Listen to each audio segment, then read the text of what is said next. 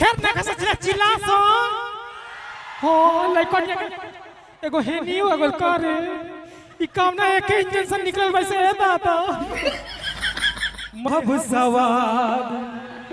भता रही है होली के बाद। मगर चली आज हमने के आइल बनी जब परोहा में आज तमाम हमने के पुलिस प्रशासन लगल बा तब सबकी सादर प्रणाम बा। जितना भी हमार माता बहन बेटी हमार देखी होने परिवार इकट्ठा भइल बा तहलो से निमन हमारा बहनिया बड़ी से दादा देखो ने कितना शांति बनल बड़ी से यही ना बहसल से हमारी का निमन होई जा देख ले लो कितना शांति बना के बैठल बैसा मगर देखा एजा शांति बनल बड़ी सो अब मगर एबे बिहान घर जइहा सा तरड़ हो चालू कर दिया हाय कामानी हार है भातर काटिया कामने का बकरी हार रे। चलिए एगो वीडियो बना के डालनी अपना बुढ़ऊ लोग को जे 60 साल के बा जे 60 साल के लोग बा ओ लोग के ऊपर एगो वीडियो बना के डालनी मगर आजकल 60 साल तक केहू जियते नहीं खे उ त पहले का मड़ुआ का लिट्टी मकई के भात मार फैलले वाला तो धरती पर राज करत हलो आजकल के त लइकवा चाउमीन पिज्जा खा ले तरस अब 35 में 45 में लागत तरस एम्बुलेंस में धार मगर पहले के जे 60 साल के लोगवा बा आजकल जब नावका लइकन के देखत लो तो बुढ़ऊ लोग कहत लो इनका बहन चोदल तो नहीं रात दिन घर में घुस रही एगो हमनी का टाइम रहे अपना मेहरारू के लगा 5 महीने 3 महीने 2 महीने पर लगे जात रहनी हो जाए आ ये कर बंच दो जैसे बियाह के काल बस रात दिन घर में घुस रहत तो हम वो बाबा लोग से को बात कहब कि उ लोग 5 महीने 3 महीने 2 महीने पर लगे जात रहल हलो तो लोग के 8 गो 9 गो 10 गो लइका होत रहल हस आजकल तो बेचारा लइकवा रात दिन घर में घुसल बस तब एगो से 2 गो होता ओहू से नहीं के होते कहीं में नसबंदी चालू हो जाता। अगर आज टाइम रही हमार बाबा चाचा दादा लोग चाइना देश फेल कर रही दादा हो दादा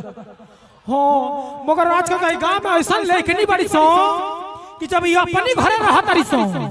रात दिन हो कर रहत रही सो आई कामन हर टिबरी के बट्टी सकवा खटतिया आ जब ये लेखनिया जाते से हितई में तो हिंदी में बोलत रही सो भले घरे रात दिन भोजपुरी चोतले रहत रही सो आ जब जात रही से हितई में बफर सिस्टम में खाए त कहत रही सो भैया 2 पूरी देना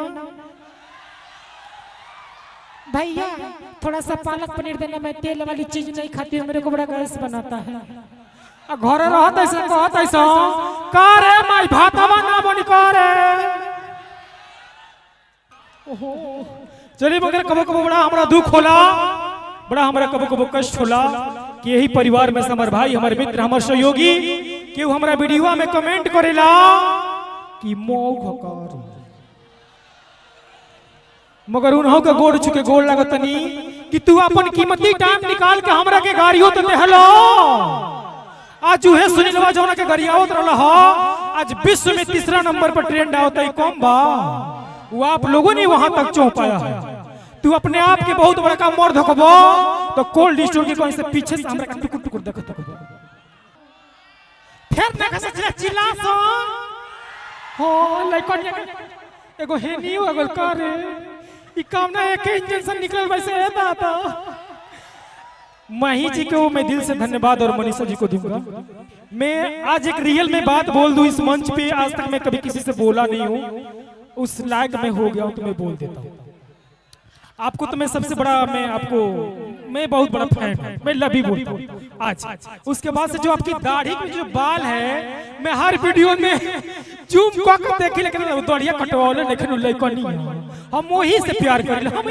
जैसे इनका जो ये खूबसूरती जो बाल है ना ये वाला ये इतनी खूबसूरत है मेरे लिए कि तक छू नहीं दो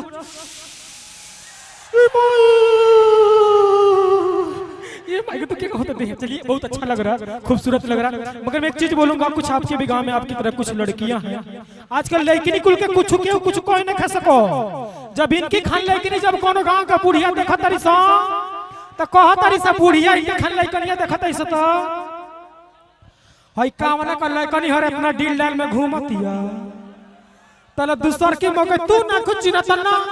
ये न मैया का बहिनी हो मनीषा का बहिनी हो तो यो देखबू हो कितना डिजिटल में घूमत एगो हमनी के जमाना रहे कि हमनी का अपना नैहर में आ जाते को नीमन फराक ना मिले कि पहिनी जा ई भातर काटी के बेटी कहीं लागत ऐसे लहंगा चुनरी पहिने तलक दूसर की मौगी कहतिया तू यही चक्कर में पड़ू एगो हमनी के जब नैहर है जा अपना भाई भतीजा के सामने तो अपना भाई बाप के सामने एगो टिकली ना साटी जा मगर ई भातर काटी के बेटी उठवे रंग के लगत घूमे हो